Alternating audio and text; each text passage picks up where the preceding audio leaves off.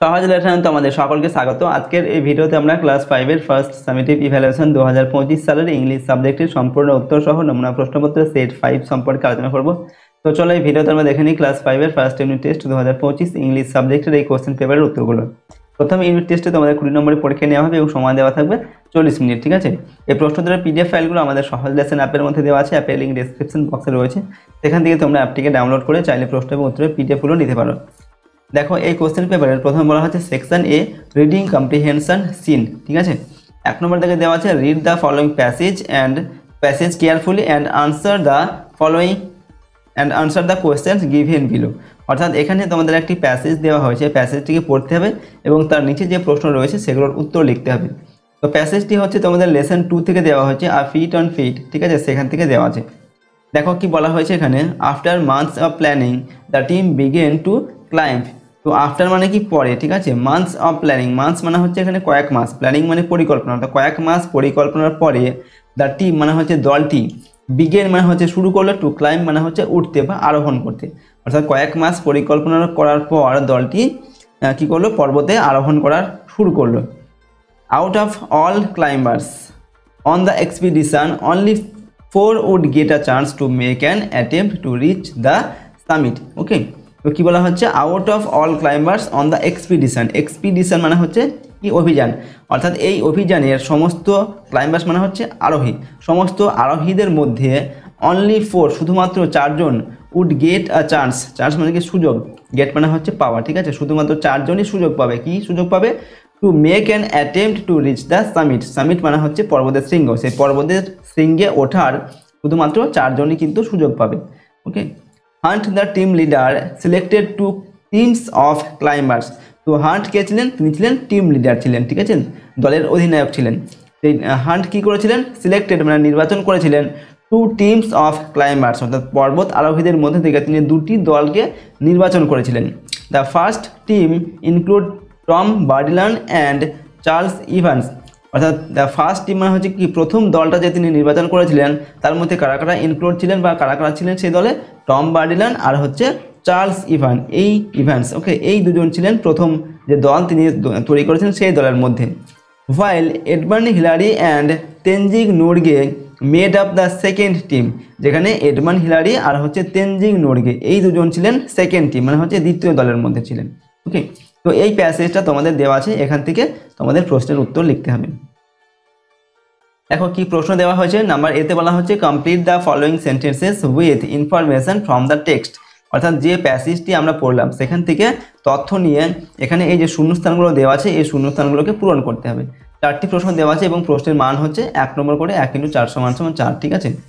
দেখো নাম্বার 1-এ দেওয়া আছে আফটার মান্থস অফ প্ল্যানিং, মানে কয়েক মাস পরিকল্পনা করার পর কি হয়েছিল, the team begin to climb, অর্থাৎ দলটি পর্বতে আরোহণ করা শুরু করেছিল, ঠিক আছে, উঠতে শুরু করেছিল পর্বতে। 2 নম্বর দাগে only 4 would get a chance, শুধুমাত্র 4 জন নিয়ে সুযোগ পাবে, কি সুযোগ পাবে, এখন উত্তরটা হবে কি, to make an attempt to reach the summit, অর্থাৎ শৃঙ্গে ওঠার সুযোগ পাবে শুধুমাত্র 4 জন।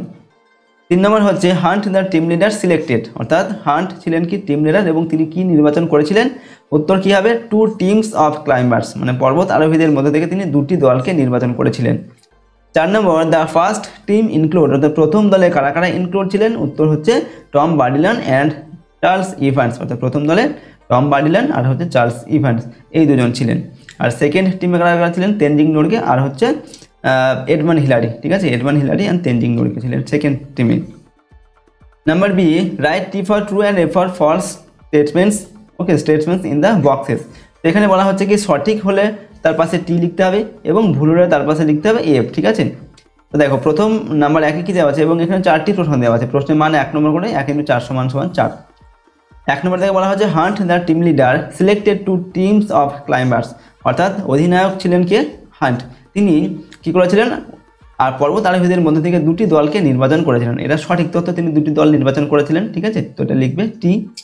তো এরপরের প্রশ্ন হচ্ছে নাম্বার 2-এ the first team include Tom Bourdillon and Tenzing Norgay, ঠিক আছে। তো এখানে বলা হচ্ছে যে প্রথম যে টিম তাদের কারা কারা ছিলেন, Tom Bourdillon and Tenzing Norgay, এটা ভুল তথ্য। প্রথম টিমে টম বার্ডিলান ছিলেন আর কে ছিলেন, ঠিক আছে, তেনজিং নোরগে আর হচ্ছে Edmund Hillary and Tenzing Norgay, এরা ছিলেন দ্বিতীয় দলে। ঠিক আছে, আর এখানে প্রথম দলে কিন্তু ছিলেন টম বার্ডিলান আর হচ্ছে চার্লস ইভান্স। ওকে, চার্লস ইভান্স ছিলেন। তো এটা ভুল তথ্য হবে, তার জন্য আমরা এখানে লিখবো এফ। এরপরে হচ্ছে নাম্বার 3-এ, the second team include Edmund Hillary and Charles Evans. তো সেকেন্ড টিমে এডমন্ড হিলারি আর চার্লস ইভান্স ছিলেন, এটা এখানে বলা হচ্ছে। তো ভুল তথ্য, সেকেন্ড টিমে কারা কারা ছিলেন? Edmund Hillary and Tenzing Norgay ছিলেন। তো এটাও হবে আমাদের এফ। ঠিক আছে, এরপর 4 নম্বর দেখে hunt was the team follower. Hunt ছিলেন একজন টিমের একজন অনুগামী ছিলেন, এটাও ভুল তথ্য। হান্ট ছিলেন টিম লিডার ছিলেন। ঠিক আছে, তার জন্য আমরা এখানে এফ লিখবো, এটাও আমাদের হবে এফ। ঠিক আছে, পরের প্রশ্ন দেখো নাম্বার সিতে, আনসার দ্য ফলোয়িং কোয়েশ্চেন্স। এখানে নিচের প্রশ্নগুলোর উত্তর লিখতে হবে। প্রশ্নের মান হচ্ছে 1 নম্বর করে এবং দুটি প্রশ্নের জন্য 2 নম্বর দেওয়া আছে। নাম্বার 1-এ, how many climbers got the chance to climb to the top. অর্থাৎ কতজন পর্বতারোহী শৃঙ্গে পৌঁছানোর সুযোগ পেয়েছিলেন। ঠিক আছে, সুযোগ পেয়েছিলেন। তো কী উত্তর লিখবে? 4 ক্লাইম্বার্স গট দ্য চান্স। ঠিক আছে, two climb to the top, অর্থাৎ 4 জন পর্বতারোহী শৃঙ্গে ওঠার সুযোগ পেয়েছিলেন। এরপর হচ্ছে 2 নম্বর দেখে হাউ লং প্ল্যানিং কন্টিনিউড। অর্থাৎ এই যে পর্বতে ওঠার যে প্ল্যানিং, যে পরিকল্পনা, সেটা কতদিন ধরে চলেছিল? উত্তর কি লিখবে? Planning continued for a few months, মানে হচ্ছে এই পরিকল্পনাটি কয়েক মাস ধরে চলেছিল। নেক্সট হচ্ছে section B, grammar and vocabulary. তো গ্রামার অ্যান্ড ভোকাবুলারি 2 নম্বর দেখে বলা হচ্ছে circle the common noun and underline the proper noun. অর্থাৎ যেগুলো কমন নাউন সেগুলোকে সার্কেল মানে গোল করতে হবে, আর যেগুলো প্রপার নাউন সেগুলোকে আন্ডারলাইন করতে বলা হচ্ছে। এখানে দুটি প্রশ্ন দেওয়া আছে, প্রশ্নের মান 1 নম্বর করে, 1 × 2 = 2। দেখো প্রথম প্রশ্ন হচ্ছে নাম্বার 1-এ, Mohit loves to read books. তো এখানে কোনটা কমন নাউন আর কোনটা প্রপার নাউন, ঠিক আছে, সেটাকে আমাদের আইডেন্টিফাই করতে হবে। এখানে প্রথম নাউন দেখো মোহিত হচ্ছে একটা নাম, তো এটা কমন নাউন না প্রপার নাউন? এটা হচ্ছে কমন নাউন, এটা নির্দিষ্ট কোনো ব্যক্তির নাম, তো এটা কমন নাউন। আর বুকস এটাও হচ্ছে নাউন, কিন্তু এটা হচ্ছে প্রপার নাউন। মোহিতটা হচ্ছে প্রপার নাউন, একটা নির্দিষ্ট ব্যক্তির নাম। আর বুকস এটা হচ্ছে কমন নাউন, এটা কোনো নির্দিষ্ট বইকে কিন্তু বলা হচ্ছে না, তাই এটা হচ্ছে আমাদের কমন নাউন। তো তোমরা দেখো আমরা এখানে লিখেছি কমন নাউনটা হচ্ছে বুক, তো কমন নাউনকে কি করতে বলা হচ্ছে? এখানে সার্কেল করতে বলা হচ্ছে। তো বুকসটাকে তোমাদের এখানে এইভাবে সার্কেল করতে বলা হয়েছে, এভাবে সার্কেল করবে। আর যেটা প্রপার নাউন হচ্ছে মোহিত, তো মোহিতটাকে এভাবে তোমাদের আন্ডারলাইন করতে বলা হয়েছে। তো মোহিত এটা হচ্ছে আমাদের প্রপার নাউন, আর এই যে বুকস এটা হচ্ছে আমাদের কমন নাউন। ঠিক আছে, এরপর দেখো 2 নম্বর দেখে students are playing in Eden garden. অর্থাৎ ছাত্রছাত্রীরা ইডেন গার্ডেনে খেলছে। তো এখানেও দেখো আমরা দুটো নাউন পাচ্ছি, একটা হচ্ছে স্টুডেন্টস আর একটা হচ্ছে ইডেন গার্ডেন।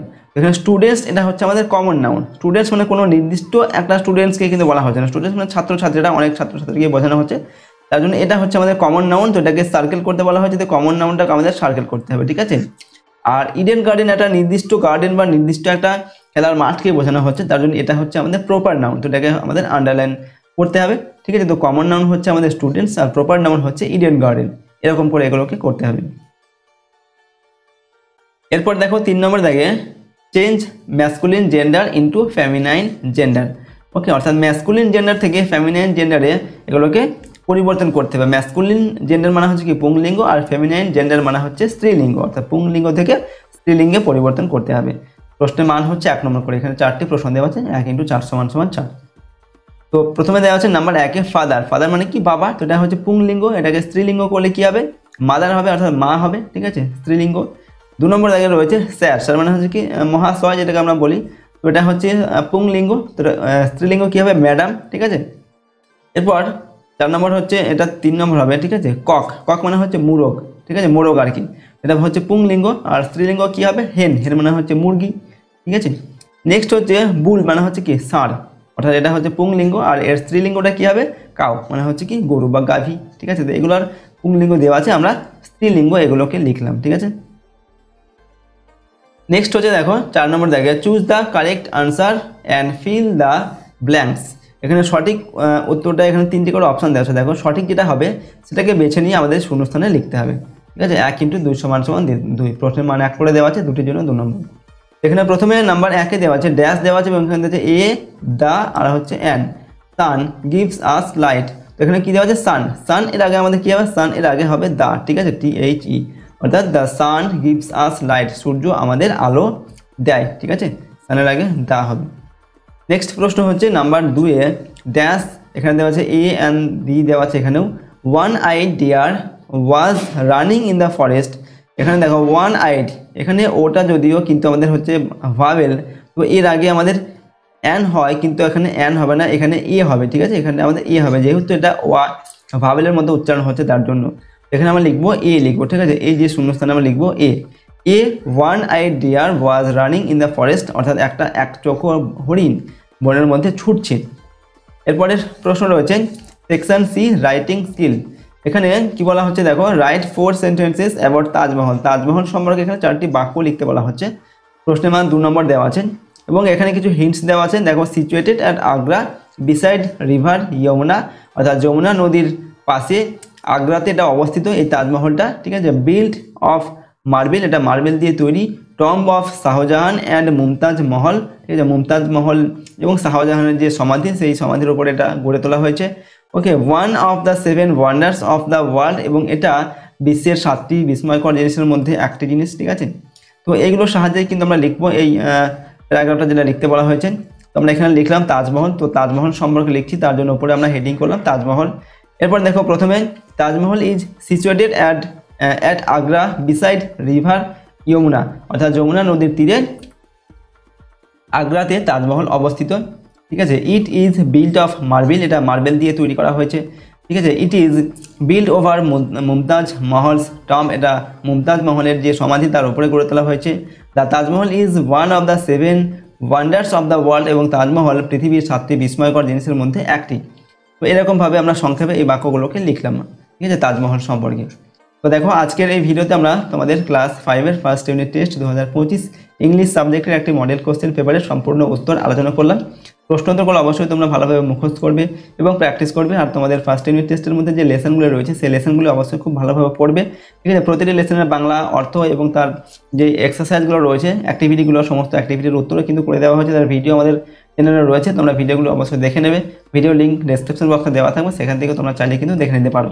ওকে, আর যদি আমাদের এই চ্যানেলে তোমরা নতুন হয়ে থেকে অবশ্যই চ্যানেলটিকে সাবস্ক্রাইব করে রাখবে, পাশের বেল আইকনে প্রেস করে অল অপশনটিকে সিলেক্ট করবে, ভিডিওটিতে অবশ্যই লাইক করবে, ভিডিওটিকে বন্ধু বান্ধবীর সঙ্গে শেয়ার করবে। ওকে, আর এই প্রশ্ন এবং উত্তরের পিডিএফগুলো আমাদের সহজ লেসন অ্যাপের মধ্যে দেওয়া আছে, অ্যাপের লিঙ্ক ডেসক্রিপশন বক্সে রয়েছে, সেখান থেকে তোমরা অ্যাপটিকে ডাউনলোড করে চাইলে প্রশ্নোত্তরের পিডিএফগুলো নিতে পারো। আজকে আমরা ভিডিওটিকে এখানে শেষ করছি, সম্পূর্ণ ভিডিওটি দেখার জন্য অসংখ্য ধন্যবাদ।